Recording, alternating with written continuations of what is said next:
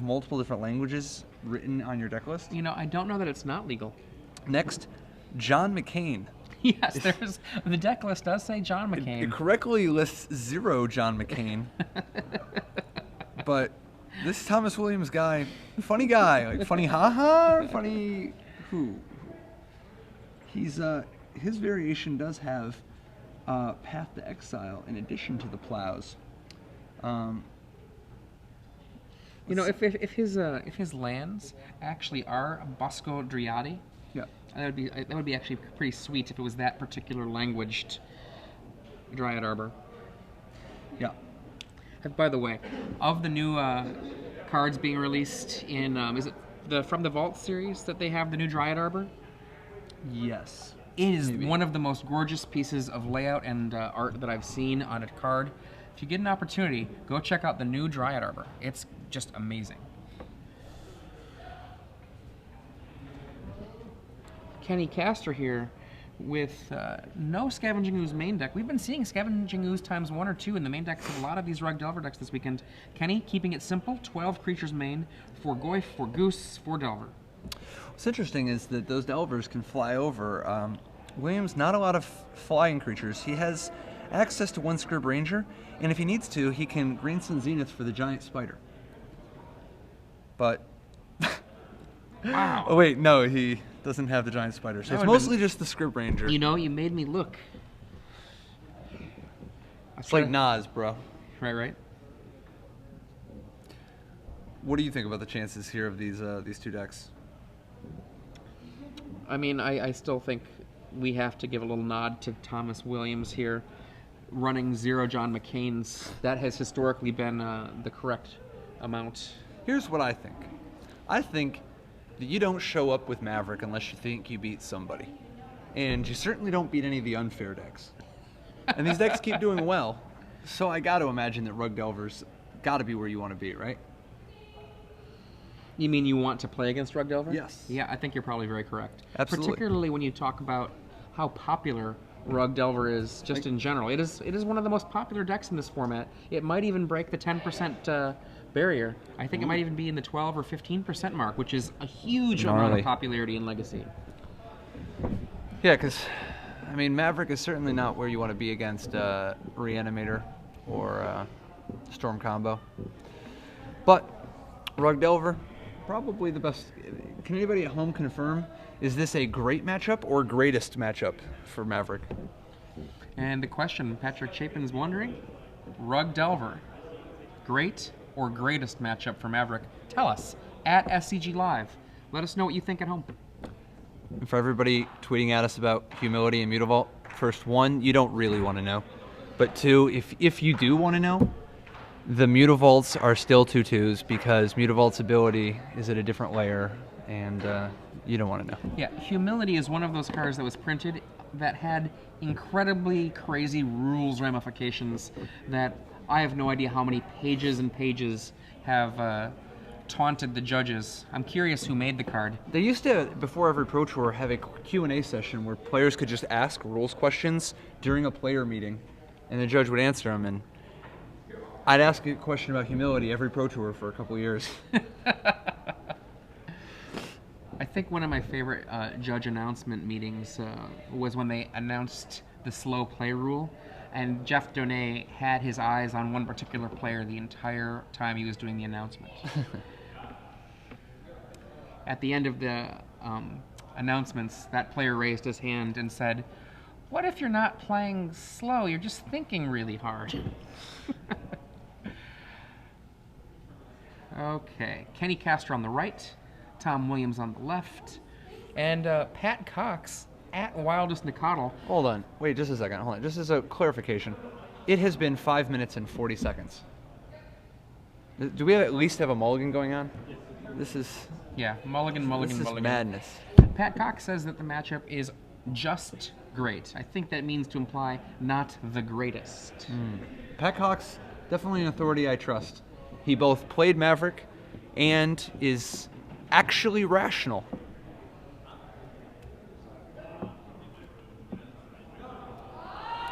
Brian, we're getting word from a BM Kibler saying,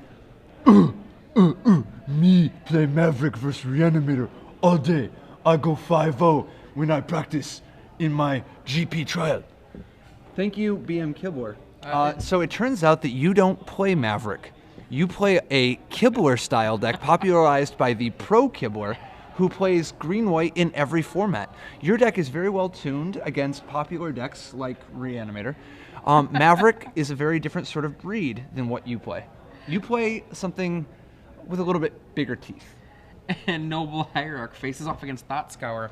Meanwhile, on the Twitterverse versus the broadcast here, Patrick Chapin versus BM Kibler. No, not versus. This BM Kibler fellow sounds like a nice guy. I actually hear he has a lot of good trades on eBay. Oh, okay. Delver.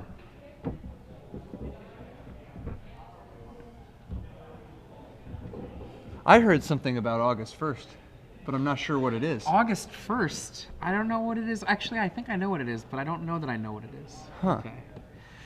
Delver of Secrets facing off against Noble Hierarch. Is the Delver going to find out how to become an insect? Does he know the secret?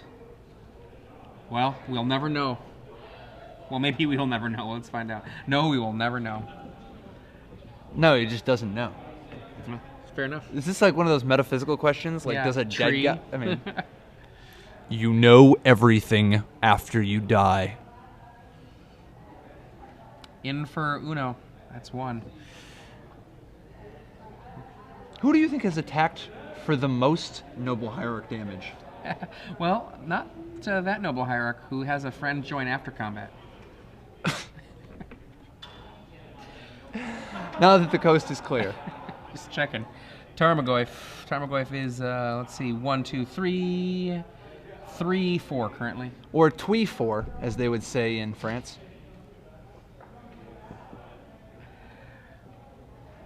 So what do you think? Tarmogoyf attack and the second Tarmogoyf come down? I mean, as long as the Maverick player is sitting here not playing Knight of the Reliquaries, life is pretty good, right? Swords. Oh, okay. Keep it off the table. I see a Thalia. Horizon Canopy.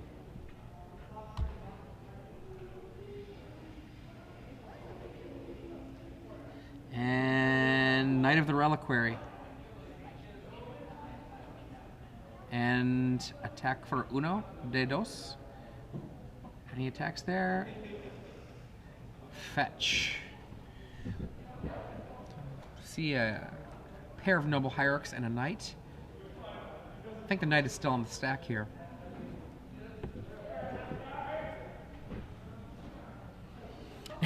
Kirk Majala at Cat Tribal says that post-combat Noble Hierarch, his favorite creature in Magic. I think that Kirk might be a Rug Delver player. It's possible. A lot of people are Rug Delver players. Brainstorm. I see a Goose. I see a Wasteland. I see a Delver. I should probably not talk that loud. They can probably hear me all the way over the way. Oh, high five. Spell Pierce.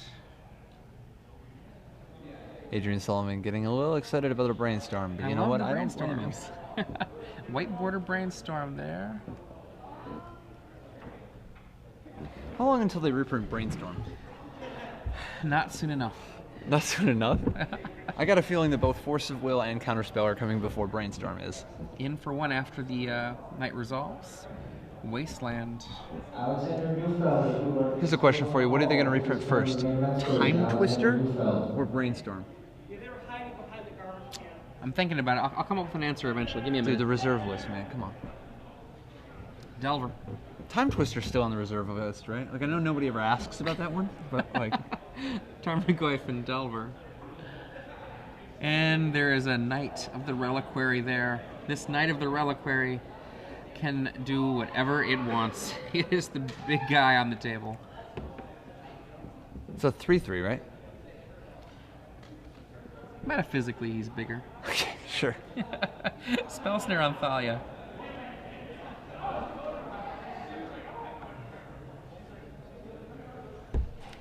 Knight of the Reliquary ×2. Yeah, he cannot get to those submerges in the sideboard fast enough. Delver. Spell Pierce. Take this. I know the secret.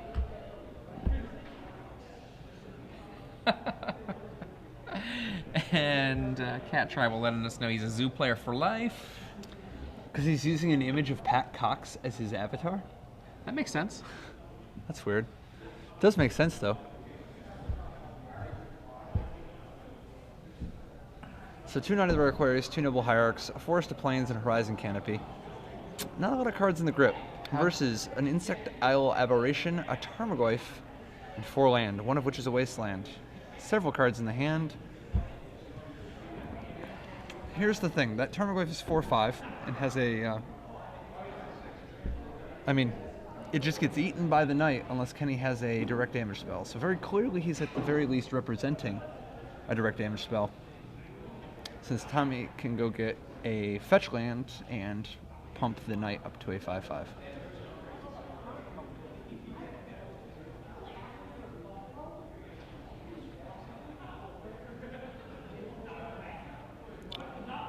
It doesn't mean that Williams actually cares, though. He might be content to just eat a lightning bolt.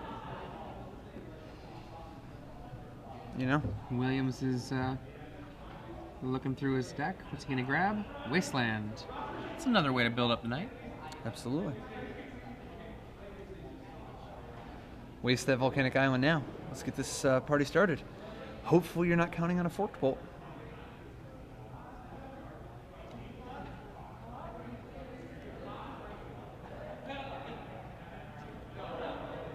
What do you think about the design of Knight of the Reliquary?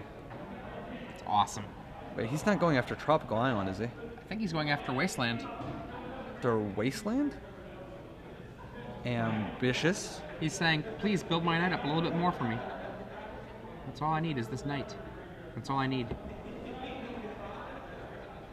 Okay, because he wants to Knight of the Reliquary for like a Mazavith and all that business. Wait. How big is that Tarmogoyf now?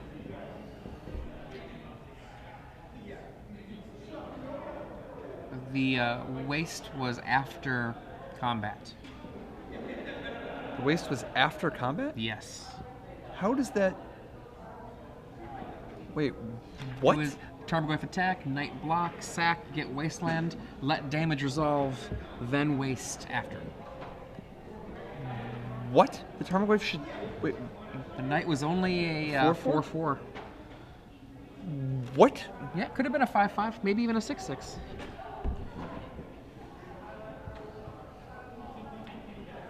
Huh. Yeah. All right. So we've got a Knight of the Reliquary, 2 Noble Hierarchs, a Plains, and a Windswept Heath versus 3 land, a Tarmogoyf, an Insectile Aberration, and a Nimble Mongoose. Williams with 1 Knight of the Reliquary could be enough. Tom? Just the ability to find some of the key lands, particularly Mazavith, could be very powerful here. Apparently, Tom Williams let our directors know earlier that if he could help it, he did not want to be under the camera because he feels really nervous when he plays under the camera.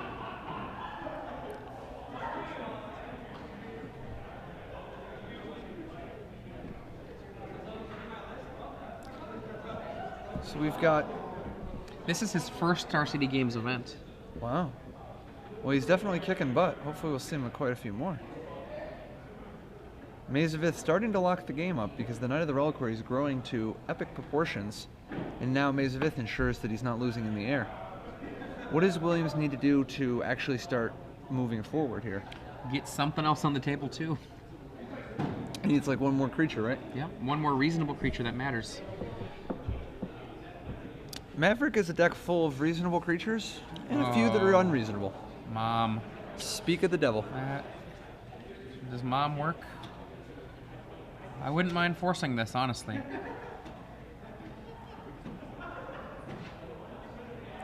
Yeah, I mean, what else are you going to force the will?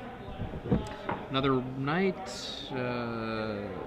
scavenging ooze. I mean, there's lots of targets at this point, but... You're not going to beat a Mother Runes. Mom is, what did you call it? The Goblin Welder of white?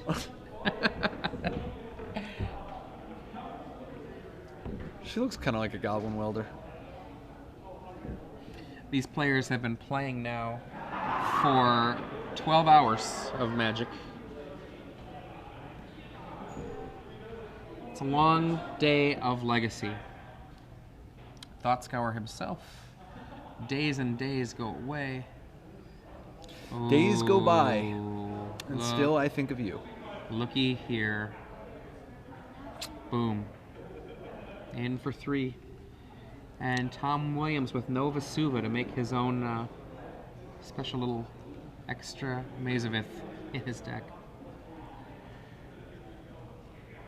So what is he gonna do now? Well- Is he just gonna get Savannah? I think he's going to get a fetch land and then get another Well, it land. reduces the clock by a turn if he gets a fetch land. This is true, but he can potentially get his own clock here with Mom making a pro-green knight, attack for a lot, and then chump. Is Gets that rid of the another wasteland? red. And the Knight of the Valkyrie is Huge. now offline though. Is the knight at least an 11/11, so that it kills in 2 hits? Oh, Jite. And he says spell pierce that. What? How big is the? I don't like that play. How big is the knight? If he's at least an 11/11, you could just make him pro green and attack. Yeah, that would have been the play I would have liked. Make And then him you have 2 pro-green noble attack, hierarchs to block with. block, or block with one of them, and then do the same thing the next turn. Right now, he cannot make that play for fear of just dying. 2, 3, 4, 5, 6, 7, 8, 9, 10, 11. Yeah. That's enough with those hierarchs. Unfortunately, with the tapped hierarchs, he does not have enough blockers to live through an attack. So Well, he could still do the attack and then block him with Mom and protect yeah, he could just himself. attack with one. Just attack with the knight and let it eat one of the 2. Yeah. Yeah. Come on, Tom. So there's Script Ranger. Oh, boy. Definitely the What does that best possible card in this spot. That's pro-blue. Spell snare. Well, So he can still attack with the knight. the order here, I would have liked to attack He's home again. in. His clock is getting pretty low here. Okay, Tom, get out of the tunnel vision. Oh, quit casting spells. Man.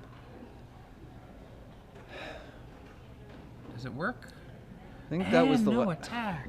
Oh. Okay, down to 1. The window is closing. His mother of runes. And that's all she wrote. This was Tom's to win. So we go to the sideboard, and what does Kenny have coming in against Maverick? Well, let's see. What's he got here? 1 second. Is he going through his graveyard before he concedes here? Oh, he's attacking and Oh, now he's attacking. just takes it. And now he's going to die. And Tom goes down. So before we go to the sideboarding questions, once again, we have a giveaway. It is 6 free months of Star City Games Premium for this semifinal match.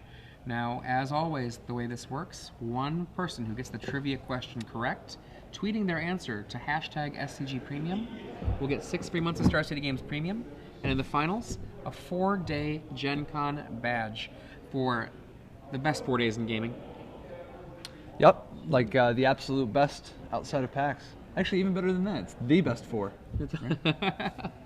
So, what you make sure you do, one of those people is going to, if you get the right answer to the trivia question, hashtag SCG Premium, in the semifinals, that's 6 free months of Star City Games Premium. So, the question for everyone here is, we saw Josh Cho in the quarterfinals, and he was playing with a ton of lords in his Merfolk deck.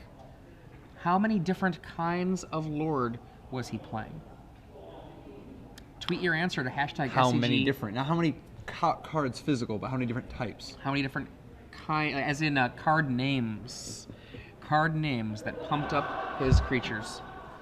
Tweet your answer to hashtag SCG Premium. And we're not counting Kira, right? Not counting Kira. Not counting Kira. So we were asking about the sideboarding options here for our 2 competitors. Kenny Castor won that first game with Rug Delver. And what do you think that Kenny's going to bring in here? I mean, Submerge is a very potent weapon. Absolutely. What are the other possibilities? Life from the Loam? No, because it depends on if he fears the wastelands. He may, Life from the Loam is an option. It is something. Cursed Totem.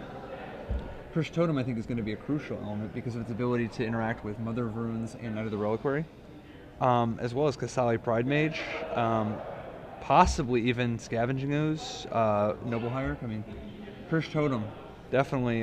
Cursed Totem is awesome. Fauna against Shaman, Maverick. Scrib Ranger, all that. Ruben Bressler says that Tom Williams would like everyone to know that that was probably the worst match he has ever played, and or worst game he's ever played, and he's aware that he's not playing that great. He said he gets under pressure here. He's trying to keep it interesting. Yeah, he's having a fun time mostly, and you can see the smiles, the laughs that are going on over there. Yeah, the highlight reel is gonna be an interesting one for this match. Tom Williams now, what is he gonna bring in? It looks like he's gonna bring in. Well, I mean, do you want the Path to Exile, the one Path to Exile? I think you do. I like the one path. That's a good one. Choke. Choke seems exciting. Choke is exciting. Then do you bring in the Enlightened Tutor to get the choke? Probably not. The sheer number of 1-for-1s. It's like giving your opponent a Force Will. Okie dokes. Josh Cho wins his first game in the other bracket. I like Life from the Loam. Help fight against all those wastelands. And recurse your own wastelands. Right. So perhaps both players are going to bring in potentially a Life from the Loam. Scavenging Ooze from Kenny Castor is another potential threat. It also makes the opponent's Knight of the Reliquaries less powerful. I would expect to see the Scavenging Ooze come in as well. I'd try to make room for the Giant Spider. It blocks the Nimble Mongoose. 2/4 is big. It's the perfect engineered body against Delvers. Right. Well, I mean, and also, secretly, Tom Williams is a really close friend of John Becker's. Yeah. So that's who talked him into having that Giant Spider here. Wow, I did not know that. What I do know is that Giant Spider, you can mark my words, Giant Spider will not be legal in Standard for more than a couple months. Like, it's not going to make it. It's too warping. I think that within a couple months, Giant Spider will not be legal.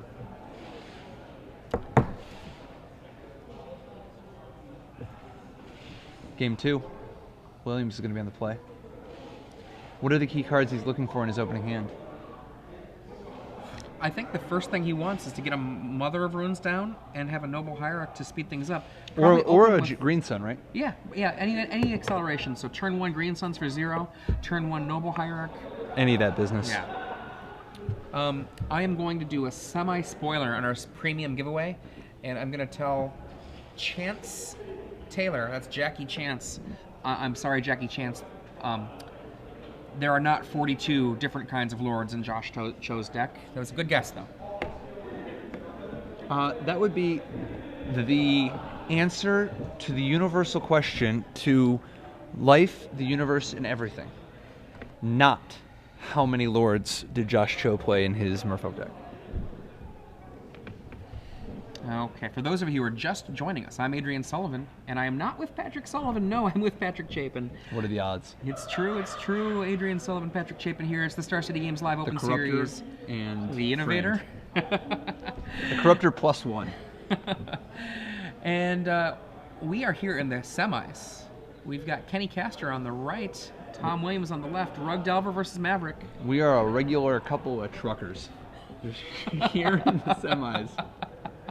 Cruising through the event. Oh, man. Ruben Bressler there to the right of Kenny Castor. Well, towards Kenny Castor's right. On the screen, it looks left. Okay. Tom Williams on the play. Both players evaluating their opening hand. Tom Williams. Looks like he's actually got a decision in front of him. Kenny Castor trying to act like he has a decision, but that's a...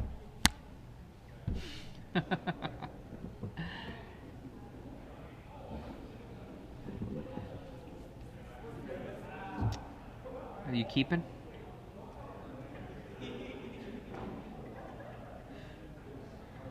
Oh, Wow. wow. Throws Throws them back. Oh, I thought Kenny just had a free spell to draw 3 cards. Okay, never mind. As it turns out, To the mulligans. not legal.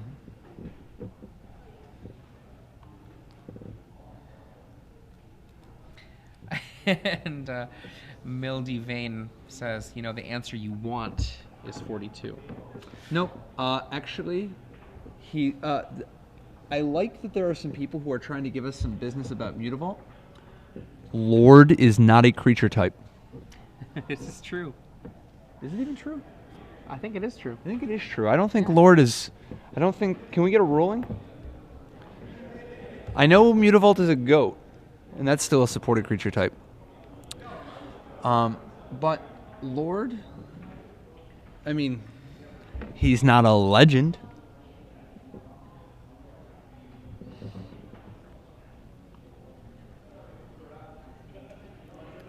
Lord, please. What do you think this is? Important to note, if it ever was a creature type, it is not anymore. It was. In Alpha, it was a creature type. Was it? Yeah, Oh, Goblin you're King's right. only type was Lord. That's fair. What's your favorite creature type that has been discontinued? What is my favorite creature type that has been discontinued? Does Jace the Mind Sculptor count? Cavern of Souls name's probably human, and Mother of Runes comes down. Dude, I know this is a lame answer, but it's the truth. I actually really like squirrels. Is that a discontinued type? When was the last time they had a squirrel, dude? But I mean, is the type discontinued? Oh no, it's still legal. Like, there are squirrels. Yeah. There's also a form of squirrel, depending on how Yeah. hardcore you are, but they just don't support it. I real mean, one well. of the ones that are gone, that they got rid of, that they just exacto-knifed off of the game. Nameless Race. Ooh, that was a good type. Yes.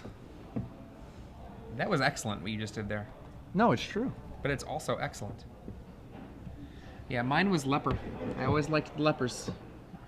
I've heard that. Was Ali a creature type for a while? Ali from Cairo. Yeah, summon Ali. From Cairo. Right. Yeah. That's a great creature type as well. Oh, Arabians. From. I'm going to engineer Plague from. Caracas and Cavern. We, The first creature to his stick after the Forked Bolt, 1-for-1, or 1-to-1 splits on Mother of Runes in the face. But you still gotta kill Mom. Delver of Secrets. A wasteland there. Yikes. So this is a... Oh my goodness. And You're going to have to pay Gutshot. 1. All right. Oy. This is a pretty good spot for Tom Williams here. He has Thalia down and Kenny completely locked out. All it takes now is a Life from the Loam for the full-on hard lock. Whew. And Kenny doesn't have mana, says, and I think Tom is going to win this one very easily. In for 2. What do you know about blowouts? This is 1 right here. Scavenging Ooze. Not disruptive so much it is just a fast clock, you know? It's going to eat that Delver, unless another creature's joining. Either way, the clock is increasing. In for 4, maybe more. Make it more. Scavenging Ooze is a really cool card. Yeah. It makes me a little sad that he was never legal in Standard. Oh man. It's a sweet card. A little powerful. but a Kenny sweet packs card. it up, packs it in. That that game took less time than the first presentation of the decks. So we go into Game 3, the deciding game between Tom Williams with Green-White Maverick versus Kenny Castor with Rug Delver.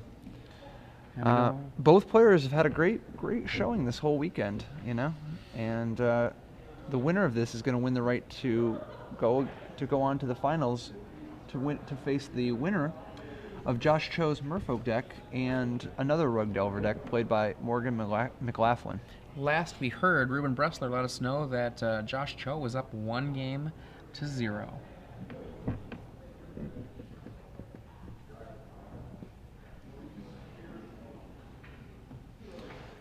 Okay, on the right, Kenny Castor. Typing away furiously next to him, Ruben Bressler. I've seen Ruben type faster. Ruben is one of the fastest two-finger typists I've seen.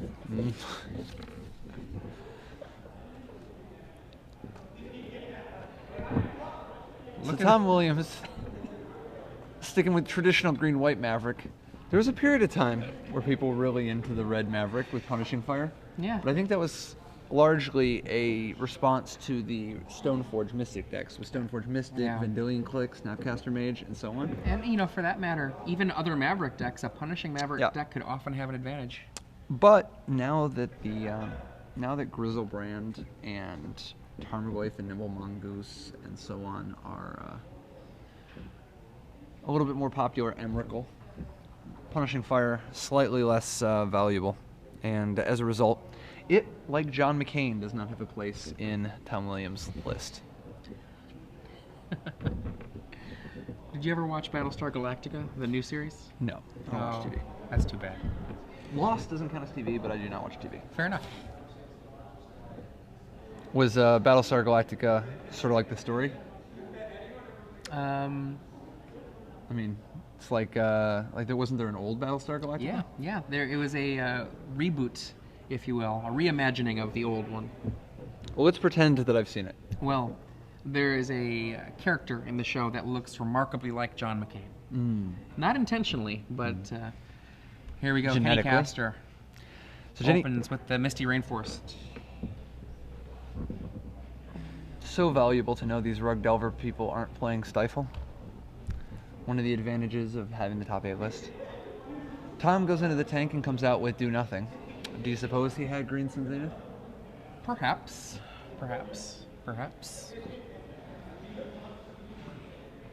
Tropical Island with Kenny's fetch. Are we going to see a Brainstorm? Thought Scour. Let's do a Thought Scour. Oh, nope. He's just doing a Brainstorm because there's only so much time in this match sometimes. You don't want to waste it necessarily. Other times you want to save it up. But Kenny Castor, he knows the difference between a good Brainstorm and a bad Brainstorm. So if he wants to do this now, he has a reason. Well, that and he has 3 Brainstorms in his hand already. Yeah.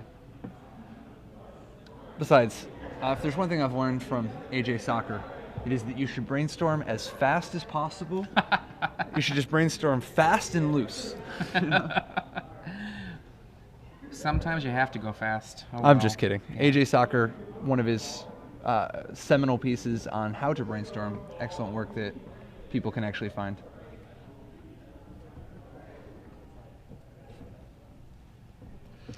So Kenny Castor has a Tarmogoyf, exerting some pressure. That's an Elvish Warrior Tarmogoyf. Only 2/3 currently. Yeah, I mean, I've seen bigger, but he's still the big man on campus. Another fetch land. That's the thing about brainstorms. Brainstorms beget brainstorms, and being mana screwed begets being mana screwed.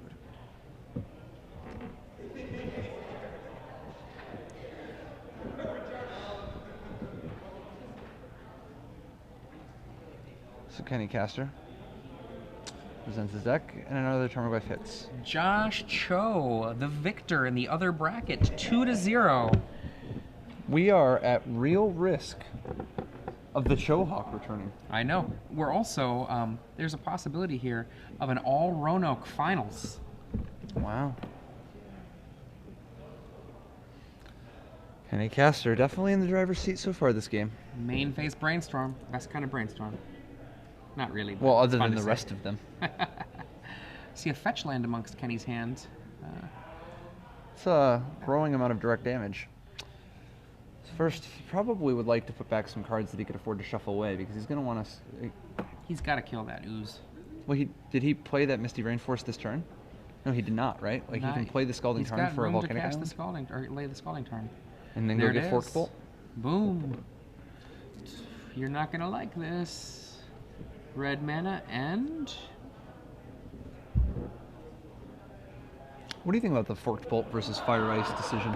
I mean, that's one that's gone back and forth. Legacy You know, experts have been arguing that. I keep hearing arguments on that one. I mean, Godenis Vidaguris won a Grand Prix with Fire Ice, and Forked Bolt here is what Kenny Castor chose. And he plays with a lot of players in the game who I'm sure they've had this argument. So I think that it's an open question still. I don't know if anyone's won it. Tweet at us. Let us know. We're at SCG Live. Fire Ice or Forked Bolt? Which way to go? And Specifically in a Rug Delver deck. specifically in Rug Delver. Absolutely. And we I know which see- way I would go in High Tide.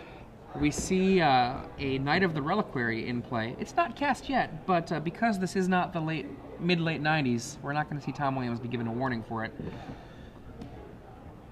Fetching his Windswept Heath, finding a white source to try to cast this Knight of the Reliquary. It's a plains, and it works. That Knight is a 4/4? At least, it looks like at least a 4/4. It looks like there's a Wasteland, a Scavenging Ooze, and a Windswept Heath.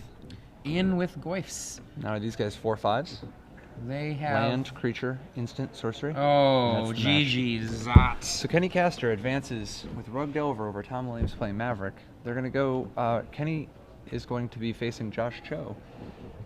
Roanoke Phenom from SCG Blue playing with Merfolk. Now, the other thing that we have to check out here is who is our winner for a trivia question? How many lords? Now, there was a complication that a lot of people thought would be changing the answer here. They were saying, oh, Mutavault. Mutavault is a lord. No, Mutavault is not a lord. No, lord is not a creature type currently. No. It used to be a very long while ago. You can do it in Silver Border. It is possible to make Mutavault a lord with unhinged cards, but we're definitely not allowing that. And for those of you who are thinking Phantasmal Image is a lord, well, we talked about what different kinds of lords. If an image copies any of the lords, it's the same kind of lord. So the answer here, we have 4 lords from Cho and Kenny Ignacio at the Kenny G013. G013. Oh, 013, thank you. He is the winner of 6 free months of Star City Games Premium. Make sure that you follow at SCG Live so we can get you that prize. And we're going to get back now to our final match between these two friends, Josh Cho and Kenny Castor. Now, earlier... it's going to be a bit still. Is it? Yeah, these players were just in a long match. Oh, okay. Good, very good point. Around. Very good point. Get the camera set up, yada, yada, yada. So, at what point did they kick the old creature types to the curb? Why did they During do the great creature type, the great creature, what is it? What do they call it? The great creature type revamp or whatever? I think they did 2 of them, but they just went through and overhauled. Yeah, the great creature type overhaul. Now, in this time... Back when Arcbound Ravager became a beast. Yep, Goblin King used to just be... A lord. Yep, not a goblin. Then a goblin lord. Then they changed it. And now he's just a goblin. I fully support the simplification of a lot of these creature types. It makes things a lot more streamlined. You know, you look at Whippoorwill and it's a bird. The nice thing about Goblin King being a goblin is so that when you have 2 Goblin Kings... They help each other out. And when you have 4 different Goblin Lords, they all help each other out. Instead of like, oh, so my 4 different types of Goblin Kings don't power anything up. Right. That's cool. Now, some people out there, perhaps the gamer guy out there might say, well, if there were 2 Goblin Kings, why would they help each other out? They'd be enemies. Because they're not really Goblin Kings. One's the pile driver. He's like, and one of them's the war chief, and one of them is the chieftain. You know? Now, gamer guy out there, sorry, Patrick gave you the business. Told you how it is. Now, we have another treble deck here. With the 4 lords it runs, Lord of Atlantis, Master of the Pearl Trident from M13, a Marrow Regery, that's 4 ofs, and then 2 Coralhelm Commanders, the surviving couple of Coralhelms. We used to see 4 here, but Master of the Pearl Trident, for Josh Cho, pushed him on out. We often would see 4 Coralhelm Commanders and 2 Merfolk Sovereigns. Yeah. Something had to make room for the Master of the Pearl Trident. It was pretty... How's it going? We're in the sideboard with the champion Josh Cho. Hello, Congratulations, Thank sir. you very much. Thank you very much. Since this is the Olympic seasons, we have a trophy presentation. Cool. Actually, from a special guest here. So if you can go ahead and do that. Oh, thank you. Thank you very Mr. much. Cho, congratulations. Thank you. Well played. Nice Ruben. Oh, hi. Good to see you How's again. it going? Gentlemen. Who was that? That's my good friend Jerry Thompson. Oh, okay. Excellent. Well, you now have a trophy. Yes, finally. Yeah, that's long time coming. fantastic. Yeah. And so, what do you prefer? Top 8ing a PT, or winning a Star City Games Open trophy? I'm sorry, I couldn't keep a straight face through that. But no, it's still it's nice to have a trophy. I completely agree. So you played Merfolk today. Okay. And they in the booth were discussing whether Merfolk was back, and clearly it was here. Was that due to Master of the Pearl Trident?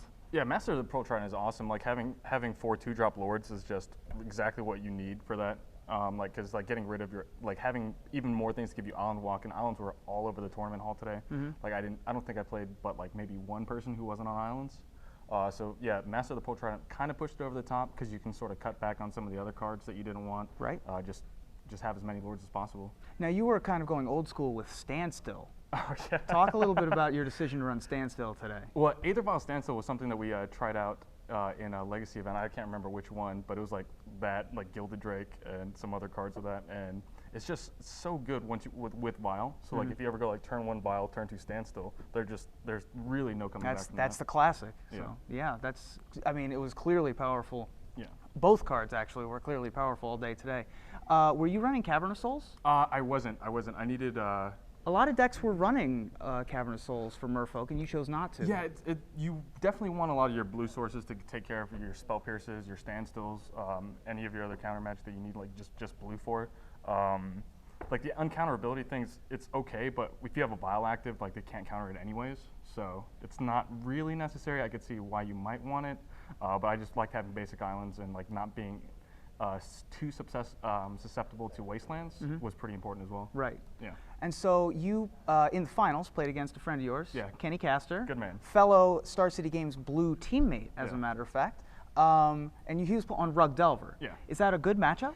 It used to be really, really difficult back when they had like Snapcasters for their lightning bolts, Grim Lava Monsters. Like if that ever comes back, I don't think you can really play Merfolk anymore. But now I think it's better. Like you can definitely. If they take care of your Aether Vials and you have to fight a fair fight with them, like they can just like go over the top with like Goyfs and Nimble Mongoose and Delver. It's really hard to answer that. So it's still very close, in spite of the fact that they have islands. Yeah, absolutely. And like you saw Kenny did in Yep. game 1, like you can wasteland your own island just to get in there. But unfortunately, like he was just so far behind at that point, there was really no coming back. Right. You had some pretty powerful draws, and you had a nice run through the top 8. Once Yep. again, congratulations, Thank you very much. Josh Cho, your Star City Games Buffalo Legacy Open champion. We're going to toss it briefly back to the booth with Patrick and Adrian. Okay.